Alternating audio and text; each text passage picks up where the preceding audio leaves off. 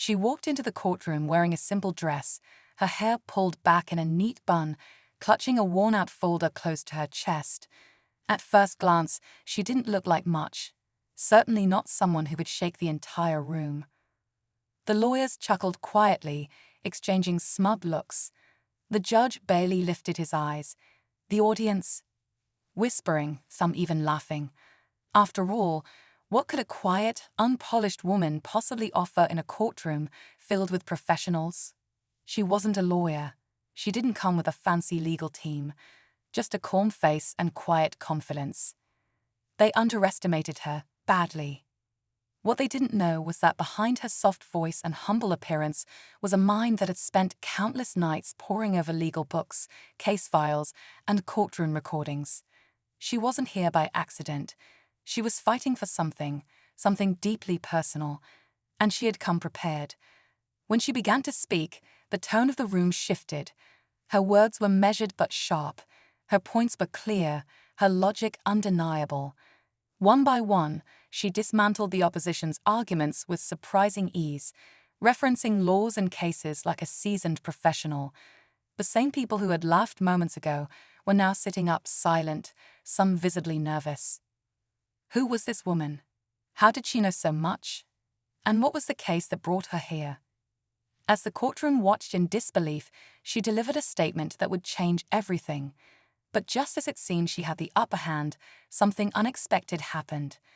A twist no one saw coming. The room held its breath. And what happened next?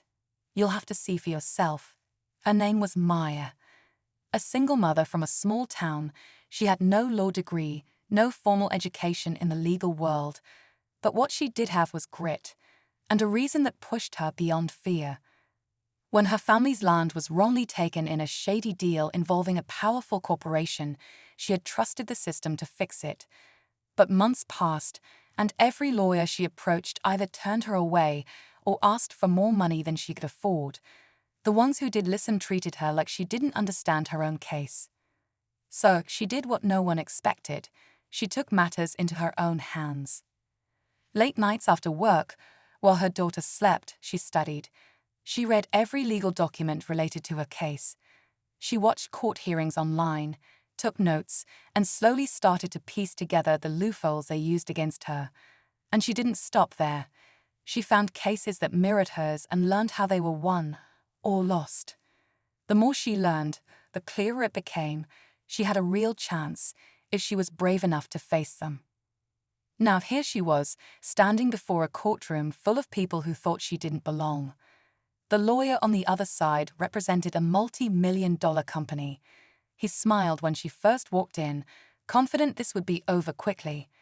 But as she calmly laid out facts, dates, and contradictions in their claims, that smile began to fade. Still, just when it seemed like Maya was in control, a document was brought forward, something she hadn't seen, something that could change the course of everything. Was it a setup? A genuine surprise? Or a last-minute trick to silence her? The courtroom tensed again, and Maya didn't blink. The judge glanced at the document, then at Maya. It was a thick file, stamped, signed, official-looking. The company's lawyer handed it over with confidence, acting like it was a final blow. According to him, it proved the land had been sold legally years ago, and Maya's family had no claim. The courtroom murmured again, some people already assuming she had lost. But Maya didn't move. She took the file, flipped through the pages slowly, her eyes scanning every line. Her hands were steady, but inside, she felt the weight of it all. What if this was the end? But something about the document didn't sit right. The dates seemed off. The signatures didn't match what she had seen in the original land records. She didn't say anything right away. Instead, she asked the judge for a short recess to compare the new file with the documents she brought. The judge agreed, somewhat intrigued. Maya stepped out quietly, her mind racing. Outside the courtroom, her friend Ravi waited. He was one of the few people who believed in her from the beginning. A retired clerk from the local records office, Ravi had helped her gather evidence, find missing papers, and dig through files no one else had bothered with. When she showed him the new document, his eyes narrowed. "This isn't the original," he whispered. "This paper wasn't even printed the year it's dated. Look closely at the watermark." Back inside, the company's lawyer grew uneasy. He kept glancing toward the door, checking the time. Something wasn't right. Why was he suddenly nervous? Meanwhile, Maya was preparing to walk back in, not just with a counterargument, but with a new suspicion. If this document was fake, who signed it? Who approved it? And just how deep did this go? The courtroom lights flickered slightly, and the real battle was just beginning. Maya stepped back into the courtroom with a quiet calm that didn't match the storm building around her. She walked to the front, placed both hands on the table, and looked directly at the judge. The room went still. Even the corporate lawyer, who had spent the morning looking smug and unshaken, now shifted in his seat. "Your Honor," Maya began, her voice clear, "I've reviewed the new document. I have reason to believe it's been falsified." Gasps echoed from the audience. The judge raised an eyebrow, surprised by the accusation. The lawyer stood up quickly, objecting, claiming Maya was stalling and making baseless claims. But Maya didn't back down. She held up a printed copy of the original deed from the district archives, the one she and Ravi had spent weeks locating. Then she held up the company's documents side by side. The differences were subtle, but critical. "The watermark used on this official document," she said, holding it toward the bench, "wasn't introduced until 2 years after the date listed here. And the signature from the government official. I found records showing he retired the year before this was supposedly signed." The judge leaned forward, taking the documents. A murmur ran through the courtroom. Tension gripped the air. But before the judge could say anything, another voice called out from the back. "Your Honor, if I may speak." Everyone turned. A man in a dark suit stood at the door. He hadn't been there earlier. He introduced himself as a compliance officer from the State Property Board, sent in after a whistleblower report was filed just days ago. The lawyer's face paled. Maya didn't know who had sent the report, but she had a feeling the truth was much bigger than she imagined. The judge asked everyone to remain seated. What was meant to be a small land dispute was now spiraling into something deeper. And Maya was right in the middle of it. The courtroom fell into an uneasy silence as the compliance officer made his way to the front. He handed a sealed envelope to the judge and whispered something quietly. The judge's expression darkened as he read through the contents. He looked up slowly, now giving the case far more weight than before. What had started as a property dispute had just turned into a potential corruption scandal. The compliance officer cleared his throat. "We received an anonymous tip that several land deals processed over the last 5 years in this region were approved using forged documents. This case may be part of a larger network involving fraudulent transfers, insider signatures, and bribes. We have opened an investigation." The lawyer representing the corporation tried to object again, but this time the judge held up a hand. "Sit down," he said firmly. "This is no longer a routine hearing." Maya stood frozen. The fight had already taken everything she had: late nights, her savings, time away from her daughter.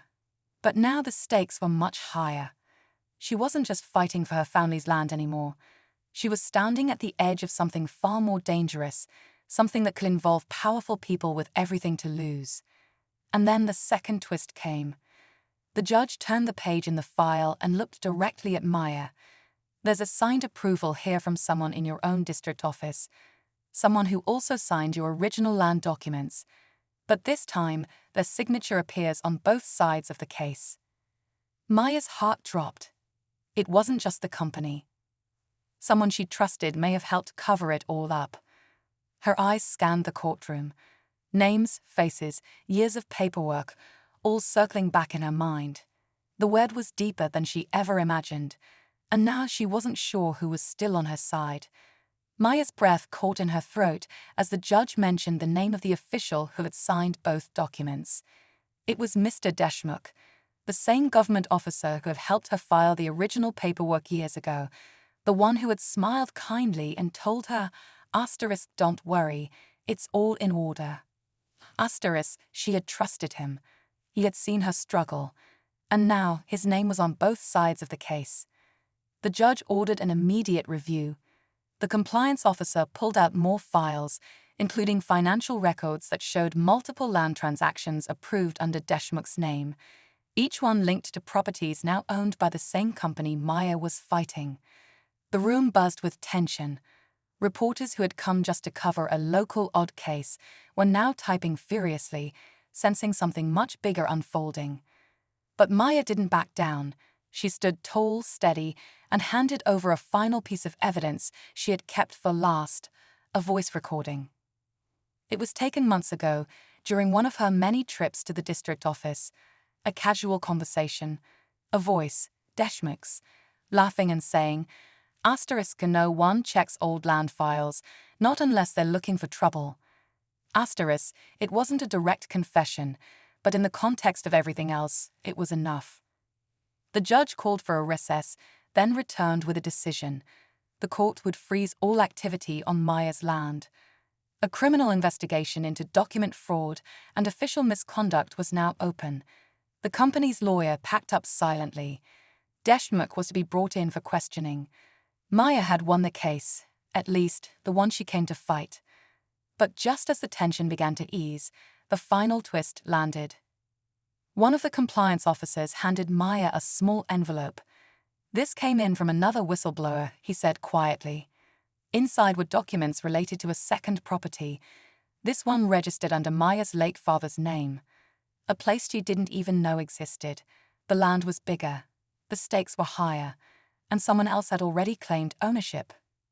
Maya looked up slowly. The fight wasn't over. It had only just begun. Maya stood outside the courthouse as the sun began to set, the air cooler now, quieter. The chaos of the courtroom had faded, but her mind was still racing. The second piece of land, her father's hidden legacy, had opened a new door, one she hadn't expected. But this time, she wasn't walking into it alone. The truth had started to come out. The media had picked up the story, and officials from the property board were now fully involved. The system that once ignored her was finally starting to listen. Ravi walked up beside her, holding 2 cups of chai. "You did something big today," he said. "You made them see what they didn't want to." Maya smiled softly. "I didn't do it alone." In the weeks that followed, investigations spread through the district. Several officials, including Deshmukh, were suspended pending inquiry.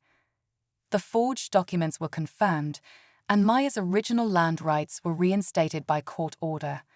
More families came forward with similar stories, quiet voices finally speaking up.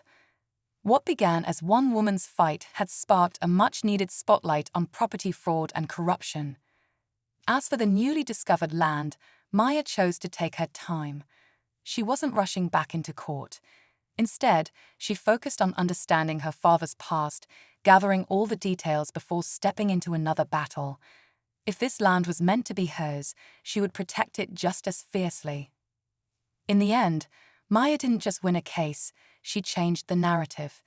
The woman they mocked for being too simple, too unqualified, had exposed a hidden truth that professionals had overlooked.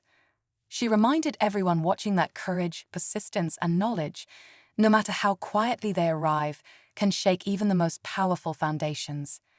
And she was just getting started.